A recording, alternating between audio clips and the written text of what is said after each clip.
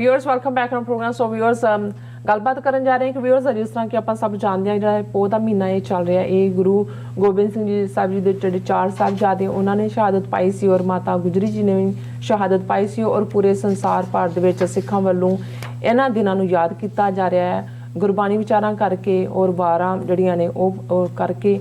ਸੋ ਪੰਜਾਬੀ ਦੇ ਮਸ਼ਹੂਰ ਸ਼ਾਇਰ ਸ਼ਿਵ ਕੁਮਾਰ ਬਟਾਲਵੀ ਜੀ ਨੇ ਜਿਹੜਾ ਗੁਰੂ ਗੋਬਿੰਦ ਸਿੰਘ ਸਾਹਿਬ ਜੀ ਦੀ ਸਿਫਤ ਸਲਾਹ ਦੇ ਵਿੱਚ ਇੱਕ ਨਜ਼ਮ ਲਿਖੀ ਹੈ ਉਹ ਤੁਹਾਨੂੰ ਸ਼ੇਅਰ ਕਰਨ ਜਾ ਰਹੇ ਹਾਂ ਔਰ ਨਾਲ ਹੀ ਗੁਰਬਾਣੀ ਵਿਚਾਰਾਂ ਦੀ ਸਾਂਝ ਤੁਹਾਨੂੰ ਪਾਈ ਜਾਏਗੀ। ਸੋ ਅਸੀਂ ਚਾਹਾਂਗੇ ਕਿ ਤੁਸੀਂ ਇਸੇ ਤਰ੍ਹਾਂ ਬਣੇ ਰਹਿਣਾ ਦੇਖਣ ਸੁਣਨ ਲਈ ਲਿਖਣ ਲਈ ਤੁਹਾਡਾ ਸਭ ਦਾ ਬਹੁਤ ਸ਼ੁਕਰੀਆ ਜੀ। ਡਾਕਟਰ ਸਾਹਿਬ ਕੀ ਕਹਿਣਾ ਚਾਹੋਗੇ? ਦੇਖੋ ਜਿਉਂ ਹੀ ਪੋਹ ਦਾ ਮਹੀਨਾ ਚੜ੍ਹਦਾ ਹੈ ਸਿੱਖ ਯਾਦਾਂ ਦੇ ਵਿੱਚ ਉਹ ਸਾਰਾ ਹੀ ਸਮਾਂ ਵਾਪਸ ਮੁੜਦਾ ਹੈ। ਅਨੰਦਪੁਰ ਦਾ ਕਿਲ੍ਹਾ 8-9 ਮਹੀਨੇ ਦਾ ਘੇਰਾ ਫਿਰ ਕਾਲੀ ਬੋਲੀ ਰਾਤ ਹੜੀ ਹੋਈ ਸਰਸਾ ਦਾ ਕੰਢਾ ਪਰਿਵਾਰ ਵਿਛੋੜਾ ਬਿਲਕੁਲ ਚਮਕੌਰ ਦੀ ਗੜੀ ਤੇ ਫਿਰ ਸਰਹੰਦ ਦੀ ਕੰਧ ਔਰ ਇਹਨਾਂ ਸਾਰੇ ਹੀ ਆਲਰੇਡੀ ਸਾਡੀ ਟੀਮ TV 84 ਦੀ ਉਹਨਾਂ ਨੇ ਇਸ ਦੀ ਲਾਈਵ ਕਵਰੇਜ ਸ਼ੁਰੂ ਕੀਤੀ ਹੋਈ ਹੈ। ਫਤਿਹਗੜ੍ਹ ਸਾਹਿਬ ਦਾ ਦੀਵਾਨ ਪਿਛਲੇ ਕੱਲ ਤੋਂ ਜੋ ਚੱਲ ਰਿਹਾ ਔਰ ਸਫਰੇ ਸ਼ਹਾਦਤ ਜਿਉਂ ਅੱਗੇ ਵਧੇਗਾ ਜਿਹੜਾ ਰਾਊਟ 10ਵੇਂ ਪਾਤਸ਼ਾਹ ਨੇ ਔਰ ਸਾਹਿਬਜ਼ਾਦਿਆਂ ਦੀ ਸ਼ਹਾਦਤ ਤੱਕ ਸਰਹੰਦ ਤੱਕ ਪਹੁੰਚਦਾ ਹੈ ਉਸ ਦੇ ਉੱਤੇ ਹੀ ਜਿਹੜਾ ਨਗਰ ਕੀਰਤਨ ਚੱਲੇਗਾ ਉਹਦੀ ਲਾਈਵ ਕਵਰੇਜ ਸਾਡੇ ਵਿਊਅਰ ਦੇਖ ਸਕਣਗੇ। ਸੋ ਤੁਸੀਂ ਸਾਡੀ YouTube Facebook ਔਰ ਜ਼ਾਹਰ ਬਾਕੀ ਗੈਜਟਸ ਦੇ ਨਾਲ ਵੀ ਜੁੜੇ ਰਹੋ। 10ਵੇਂ ਪਾਤਸ਼ਾਹ ਨੂੰ ਕੌਮ ਤੇ ਸਾਡੇ ਤਾਂ ਪਿਤਾ ਗੁਰੂ ਗੋਬਿੰਦ ਸਿੰਘ ਮਾਤਾ ਸਾਹਿਬ ਕੌਰ ਅਸੀਂ ਤਾਂ 2 ਵੇਲੇ ਦੀ ਅਰਦਾਸ 10 ਗੁਰੂ ਸਾਹਿਬਾਨ ਗੁਰੂ ਗ੍ਰੰਥ ਸਾਹਿਬ ਤੋਂ ਬਾਅਦ ਫਿਰ 5 ਪਿਆਰੇ 4 ਸਾਹਿਬਜ਼ਾਦੇ ਉਹਨਾਂ ਨੂੰ ਯਾਦ ਕਰਦੇ। ਲੇਕਿਨ ਜਦੋਂ ਦੂਸਰੇ ਮਜ਼ਹਬਾਂ ਵਾਲੇ ਜਾਂ ਜਿਨ੍ਹਾਂ ਦਾ ਬੇਸ਼ੱਕ ਜਿਹੜਾ ਫੀਲਡ ਹੈ ਸੋਚਣ ਦਾ ਉਹ ਕੋਈ ਹੋਰ ਹੋਏ ਦਾ ਮਤਲਬ ਇਹ ਨਹੀਂ ਹੈ ਜਦੋਂ ਅਸੀਂ ਕਿਸੇ ਨੂੰ ਕੋਟ ਕਰਦੇ ਹਾਂ ਉਹਦੀਆਂ ਸਾਰੀਆਂ ਗੱਲਾਂ ਨਾਲ ਅਸੀਂ ਸਹਿਮਤ ਹੁੰਦੇ ਪਰ ਫਿਰ ਵੀ ਜਦੋਂ ਕਿਸੇ ਗੈਰ ਸਿੱਖ ਵੱਲੋਂ ਕੋਈ ਟ੍ਰਿਬਿਊਟ ਆਉਂਦੀ ਹੈ ਤੇ ਫਿਰ ਉਸ ਦਾ ਜ਼ਿਕਰ ਕਰਦੇ ਹਾਂ ਸਾਨੂੰ ਇਹ ਲੱਗਦਾ ਹੁੰਦਾ ਹੈ ਕਿ ਭਾਈ ਜਿਹੜੀ ਇਹ ਕੁਰਬਾਨੀ ਹੈ ਉਹ ਕਿਵੇਂ ਦੂਸਰੇ ਫਿਰਕੇ ਵਾਲਿਆਂ ਨੇ ਵੀ ਉਸ ਨੂੰ ਕਿਵੇਂ ਅਪਣਾਇਆ ਜਾਂ ਉਸ ਦੇ ਨਾਲ ਆਪਣੇ ਆਪ ਨੂੰ ਰਿਲੇਟ ਕੀਤਾ। ਸ਼ਿਵ ਕੁਮਾਰ ਬਟਾਲਵੀ ਜਿਹਨੂੰ ਬਿਰਹਾ ਦਾ ਸ਼ਾਇਰ ਕਿਹਾ ਜਾਂਦਾ ਹੈ ਔਰ ਉਹਦੇ 'ਚ ਕੋਈ ਸ਼ੱਕ ਨਹੀਂ ਬੜੀ ਯੰਗ ਉਮਰ ਦੇ ਵਿੱਚ ਇਸ ਦੁਨੀਆ ਤੋਂ ਚਲਾ ਗਿਆ 1930s ਦੇ ਵਿੱਚ ਔਰ ਉਸ ਦੀ ਬੜੀ ਰਿਚ ਪੰਜਾਬੀ ਪੋਇਟਰੀ ਉਹ ਅੱਜ ਵੀ ਜਿਹੜੀ ਹੈ ਉਹ 4 ਚਫੇਰੇ ਉਸਨੇ ਆਪਣੀ ਥਾਂ ਬਣਾਈ ਹੋਈ ਹੈ। ਔਰ ਮੈਂ ਸੋਸ਼ਲ ਮੀਡੀਆ ਰਾਹੀਂ ਉਹਨਾਂ ਦੀ ਇੱਕ ਨਜ਼ਮ ਮੇਰੇ ਨਜ਼ਰਾਂ 'ਚੋਂ ਗੁਜ਼ਰੀ ਜਿਸ ਦਾ ਨਾਂ ਹੀ ਉਹਨਾਂ ਨੇ ਆਰਤੀ ਰੱਖਿਆ। ਹੁਣ ਜ਼ਾਹਰ ਹੈ ਕਿ ਹਿੰਦੂ ਧਰਮ ਦੇ ਵਿੱਚ ਜਿਸ ਨੂੰ ਬਹੁਤ ਮੁਕੱਦਸ ਬੜਾ ਉੱਚਾ ਮੰਨਿਆ ਜਾਂਦਾ ਔਰ ਈਵਨ ਜਿਹੜੀ ਇਹ ਦੇਵੀ ਦੇਵਤਿਆਂ ਦੀ ਪੂਜਾ ਵੀ ਹੁੰਦੀ ਹੈ ਉਸ ਦੀ ਸ਼ੁਰੂਆਤ ਉਹ ਆਰਤੀ ਉਤਾਰਨ ਨਾਲ ਹੀ ਹੁੰਦੀ ਹੈ ਔਰ ਈਵਨ ਸੰਧਿਆ ਦੇ ਵੇਲੇ ਵੀ ਉਹ ਥਾਲੀ 'ਚ ਪਾ ਕੇ ਆਰਤੀ ਸੋ ਆਰਤੀ ਸੈਕਰੀਫਾਈਸ ਅਨਟੂ ਜੇ ਅਸੀਂ ਅੰਗਰੇਜ਼ੀ 'ਚ ਕਹਿਣਾ ਹੋਏ ਬਲਿਹਾਰ ਕੁਰਬਾਨ ਇਹ ਲਫ਼ਜ਼ ਆਰਤੀ ਦੇ ਇਸਤੇਮਾਲ ਹੋ ਸਕਦੇ ਨੇ। ਔਰ ਸ਼ਿਵ ਬਟਾਲਵੀ ਨੇ ਕਿਹਾ ਮੈਂ ਕਿਸ ਹੰਝੂ ਦਾ ਦੀਵਾ ਬਾਲ ਕੇ ਤੇਰੀ ਆਰਤੀ ਗਾਵਾਂ ਮੈਂ ਕਿਹੜੇ ਸ਼ਬਦ ਦੇ ਬੂਹੇ ਤੇ ਮੰਗਣ ਗੀਤ ਅੱਜ ਜਾਵਾਂ ਜੋ ਤੈਨੂੰ ਕਰਨ ਲਈ ਭੇਟਾ ਮੈਂ ਤੇਰੇ ਦੁਆਰੇ ਤੇ ਆਵਾਂ ਮੇਰਾ ਕੋਈ ਗੀਤ ਨਹੀਂ ਐਸਾ ਜੋ ਤੇਰੇ ਮੇਚ ਆ ਜਾਵੇ ਭਰੇ ਬਾਜ਼ਾਰ ਵਿੱਚ ਜਾ ਕੇ ਜੋ ਆਪਣਾ ਸਿਰ ਕਟਾ ਆਵੇ ਜੋ ਆਪਣੇ ਸੋਹਲ ਛਿੰਦੇ ਬੋਲ ਨੀਹਾਂ ਵਿੱਚ ਚਿਣਾ ਆਵੇ ਤੇ ਹਾਏ ਸ਼ਬਦ ਨੂੰ ਤਲਵਾਰ ਦਾ ਪਾਣੀ ਪਿਆ ਆਵੇ ਜੋ ਲੁੱਟ ਜਾਵੇ ਤੇ ਮੁੜ ਵੀ ਯਾਰੜੇ ਦੇ ਸੱਥਰੀ ਗਾਵੇ। ਹੁਣ ਇਸ ਕਪਲੇਟ 'ਚ ਉਹਨਾਂ ਨੇ ਗੁਰੂ ਤੇਗ ਬਹਾਦਰ ਸਾਹਿਬ ਦੀ ਸ਼ਹਾਦਤ ਆਪਣੇ ਬੱਚੇ ਸਾਹਿਬਜ਼ਾਦਿਆਂ ਦੀ ਸ਼ਹਾਦਤ ਨੀਹਾਂ ਵਿੱਚ ਚਿਣਾਏ ਜਾਣਾ ਮਾਛੀਵਾੜੇ ਦੇ ਉਹ ਤਿਹਾਏ ਤਲਵਾਰ ਦੀ ਗੱਲ ਤੇ ਯਾਰੜੇ ਦਾ ਸੱਥਰ ਜ਼ਾਰ ਮਾਛੀਵਾੜਾ ਚਿੜੀ ਦੇ ਖੰਭ ਦੀ ਲਲਕਾਰ 100 ਬਾਜ਼ਾਂ ਨੂੰ ਖਾ ਜਾਵੇ ਇਹ ਹੈ ਇਨ ਗਰੀਬ ਸਿੱਖਨ ਕੋ ਪਾਤਸ਼ਾਹੀ ਦੀ ਗੱਲ ਤੋਂ ਪਹਿਲਾਂ चिड़ियों से मैं बाज तोड़ाऊं 1.25 लाख से एक लड़ाऊं तबे गोबिंद सिंह नाम खाऊं चिड़ी दे खंभ दी ललकार 100 बाजां नूं खा जावे मैं किंज तलवार दी गानी अज अपने गीत गल पावां। मेरा हर गीत बुज़दिल है, मैं केड़ा गीत अज गावां। मैं केड़े बोल दी भेटा लै तेरे द्वार ते आवां। मेरे गीतां दी महफल चों कोई ओ गीत नहीं लभदा जो तेरे सीस मंगण ते तेरे सामने खड़ा होवे। जो मैले हो चुके लोहे नूं अपने खून विच धोवे कि जिस दी मौत पिछों उस नूं कोई शब्द ना रोवे। कि जिस नूं पीड़ तां की पीड़ दा एहसास ना छोवे। जो लोहा पी सके ओ गीत कित्थों लैके मैं आवां। मैं अपनी पीड़ दे एहसास कोलों दूर किंज जावां। अच्छा मैं तेरी उस्तति दा गीत चाहुंदा हां कि ਉਹ ਹੋਵੇ ਜਿਹਦੇ ਹੱਥ ਸੱਚ ਦੀ ਤਲਵਾਰ ਤੇ ਨੈਣਾਂ 'ਚ ਰੋਹ ਹੋਵੇ। ਜਿਹਦੇ ਵਿੱਚ ਵਤਨ ਦੀ ਮਿੱਟੀ ਲਈ ਅੰਤਾਂ ਦਾ ਮੋਹ ਹੋਵੇ। ਜਿਹਦੇ ਵਿੱਚ ਲਹੂ ਤੇਰੇ ਦੀ ਰਲੀ ਲਾਲੀ ਤੇ ਲੋਹ ਹੋਵੇ। ਮੈਂ ਆਪਣੇ ਲਹੂ ਦਾ ਕਿਸ ਗੀਤ ਨੂੰ ਟਿੱਕਾ ਕਿਵੇਂ ਲਾਵਾਂ। ਮੈਂ ਬੁਜ਼ਦਿਲ ਗੀਤ ਲੈ ਕੇ ਕਿਸ ਤਰ੍ਹਾਂ ਤੇਰੇ ਦੁਆਰੇ ਤੇ ਆਵਾਂ। ਮੈਂ ਚਾਹੁੰਦਾ ਇਸ ਤੋਂ ਪਹਿਲਾਂ ਕਿ ਤੇਰੀ ਕੀਰਤੀ ਗਾਵਾਂ। ਮੈਂ ਮੈਲੇ ਸ਼ਬਦ ਧੋ ਕੇ ਜੀਭ ਦੀ ਕਿੱਲੀ ਤੇ ਪਾ ਆਵਾਂ। ਤੇ ਮੈਲੇ ਸ਼ਬਦ ਸੁੱਕਣ ਤੀਕ ਤੇਰੀ ਹਰ ਪੈੜ ਚੁੰਮ ਆਵਾਂ। ਤੇਰੀ ਹਰ ਪੈੜ ਤੇ ਹੰਝੂ ਦਾ ਇੱਕ ਸੂਰਜ ਜਗਾ ਆਵਾਂ। ਮੈਂ ਲੋਹਾ ਪੀਣ ਦੀ ਆਦਤ ਜ਼ਰਾ ਗੀਤਾਂ ਨੂੰ ਪਾ ਆਵਾਂ। ਮੈਂ ਸ਼ਾਇਦ ਫੇਰ ਕੁਝ ਭੇਟਾ ਕਰਨ ਯੋਗ ਹੋ ਜਾਵਾਂ। ਮੈਂ ਬੁਜ਼ਦਿਲ ਗੀਤ ਲੈ ਕੇ ਕਿਸ ਤਰ੍ਹਾਂ ਤੇਰੇ ਦੁਆਰੇ ਤੇ ਆਵਾਂ। ਮੈਂ ਕਿਹੜੇ ਸ਼ਬਦ ਦੇ ਬੂਹੇ ਤੇ ਮੰਗਣ ਗੀਤ ਅੱਜ ਜਾਵਾਂ। ਮੇਰਾ ਹਰ ਗੀਤ ਬੁਜ਼ਦਿਲ ਹੈ, मैं केड़ा गीत अज गावां। तो बहुत सारा सिंबॉलिज्म है बिल्कुल, लेकिन एक बड़ी खूबसूरत ट्रिब्यूट एक गैर सिख वालों 10वें पातशाह नूं दित्ती गई है। अच्छा।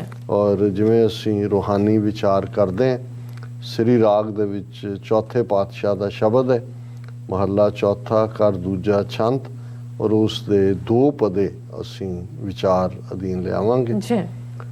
मुंद इयाणी पेयड़े क्यों कर हर दर्शन पिखै। हर हर अपनी कृपा करे गुरमुख सौरड़े कम सिखै।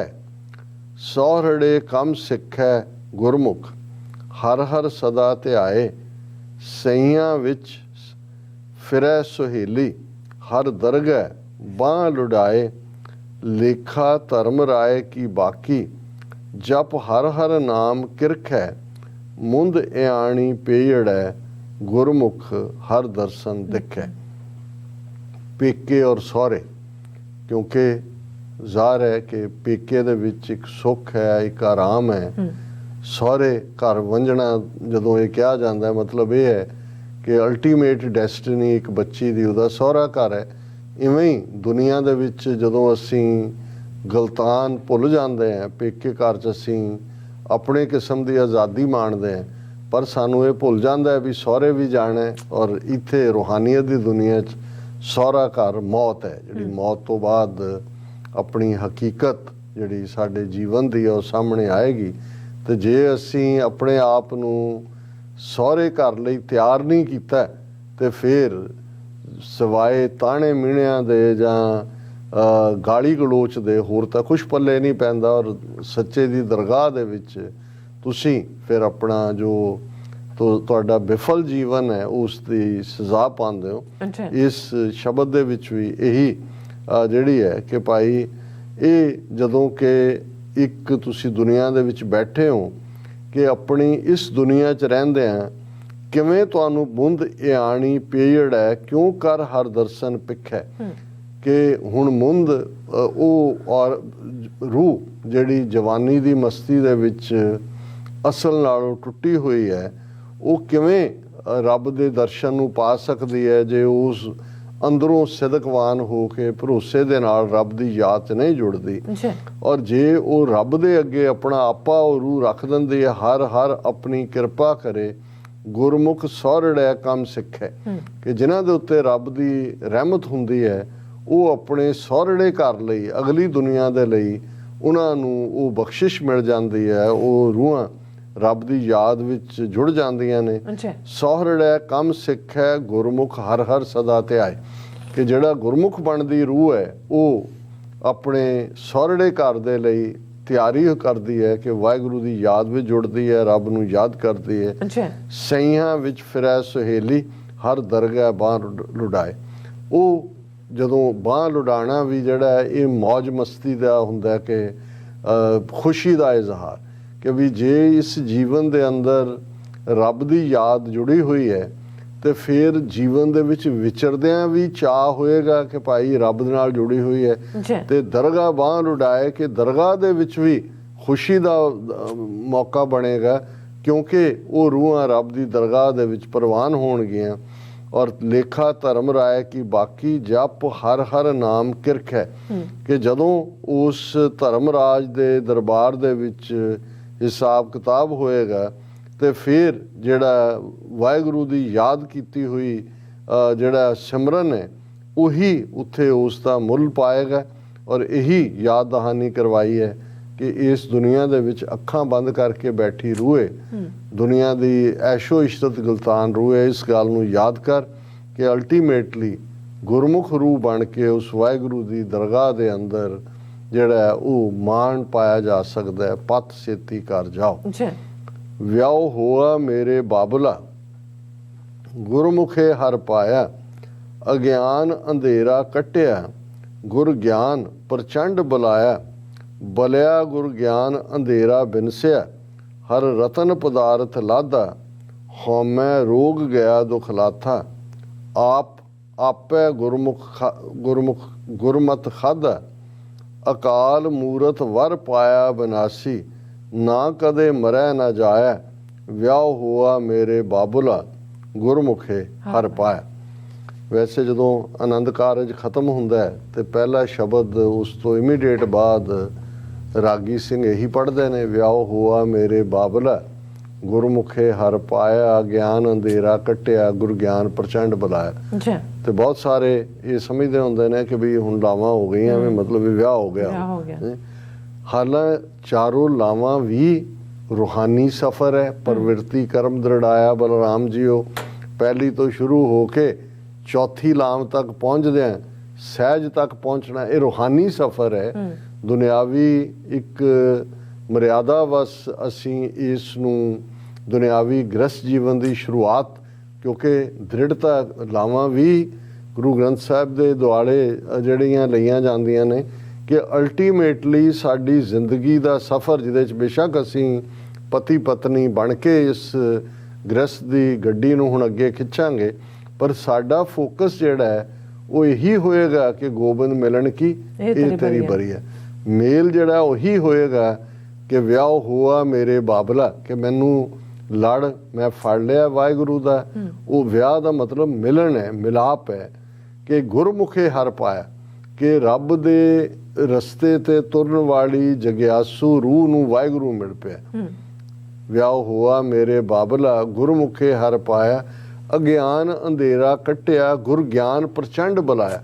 ਪ੍ਰਚੰਡ ਹੁੰਦਾ ਇੰਟੈਂਸ ਕਿ ਗੁਰੂ ਨੇ ਇੰਨਾ ਇੰਟੈਂਸ ਗਿਆਨ ਦੀ ਅੱਗ ਬਾਲ ਦਿੱਤੀ ਹੈ, ਅੰਦਰ ਚਾਨਣ ਕਰ ਦਿੱਤੀ ਹੈ ਕਿ ਅਗਿਆਨ ਦਾ ਹਨੇਰਾ, ਇਗਨੋਰੈਂਸ ਦਾ ਹਨੇਰਾ ਖਤਮ ਹੋ ਗਿਆ। ਗਿਆਨ ਅੰਧੇਰਾ ਕੱਟਿਆ ਗੁਰ ਗਿਆਨ ਪ੍ਰਚੰਡ ਬੁਲਾਇਆ, ਬਲਿਆ ਗੁਰ ਗਿਆਨ ਅੰਧੇਰਾ ਬਿਨਸਿਆ ਕਿ ਗੁਰੂ ਦੇ ਗਿਆਨ ਰੂਪੀ ਸ਼ਬਦ ਦੀ ਜਦੋਂ ਜੋਤ ਜਗੀ ਹਨੇਰਾ ਭੱਜ ਗਿਆ, ਦੂਰ ਹੋ ਗਿਆ।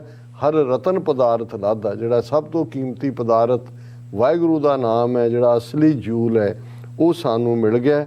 ਹਉਮੈ ਰੋਗ ਗਿਆ ਦੁਖ ਲਾਥਾ, ਆਪ ਆਪੇ ਗੁਰਮੁਖ ਖਾਧਾ ਕਿ ਅੰਦਰੋਂ ਹਉਮੈ ਦਾ ਰੋਗ ਖਤਮ ਹੋ ਗਿਆ। ਕਿਉਂਕਿ ਇਹੀ ਗੁਰੂ ਸਾਹਿਬ ਨੇ ਜਦੋਂ ਸਾਨੂੰ ਸਭ ਤੋਂ ਕਰੋਨਿਕ ਬਿਮਾਰੀ ਦੱਸੀ ਹੈ ਤਾਂ ਉਹ ਇਹੀ ਹੈ ਕਿ ਹਉਮੈ ਦੀਰਘ ਰੋਗ ਹੈ, दारू ਪੀ ਇਸ ਮਾਹੇ, ਕਿਰਪਾ ਕਰੇ ਜੇ ਆਪਣੀ ਤਾਂ ਗੁਰ ਕਾ ਸ਼ਬਦ ਕਮਾਹੇ, ਕਹਿ ਨਾਨਕ ਸੁਣੋ ਜਨੋ ਇਤ ਸੰਜਮ ਦੁਖ ਜਾਏ।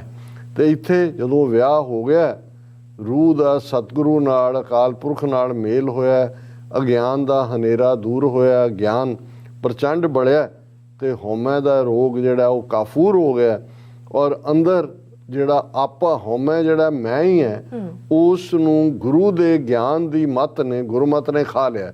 ਹਨੇਰਾ ਖਤਮ ਹੋ ਗਿਆ। ਅਕਾਲ ਮੂਰਤ ਵਰ ਪਾਇਆ ਅਬਿਨਾਸੀ, ਨਾ ਕਦੇ ਮਰਿਆ ਨਾ ਜਾਇਆ। ਹੁਣ ਮੈਨੂੰ ਉਹ ਪਤੀ ਮਿਲ ਪਿਆ, ਉਹ ਵਰ ਮਿਲ ਪਿਆ, ਉਹ ਮੈਚ ਮਿਲ ਪਿਆ ਜਿਹੜਾ ਅਕਾਲ ਹੈ, ਜਿਸ ਦੀ ਕੋਈ ਮੂਰਤ ਨਹੀਂ ਹੈ। ਉਹ ਵਾਹਿਗੁਰੂ ਆਪ ਹੈ, ਨਾ ਉਹ ਕਦੇ ਮਰਦਾ ਤੇ ਨਾ ਹੀ ਜੰਮਦਾ। ਜਿਹੜਾ ਜੰਮੇਗਾ ਉਹ ਮਰੇਗਾ ਜ਼ਰੂਰ, ਨਾ ਕਦੇ ਮਰਿਆ ਨਾ ਜਾਇਆ।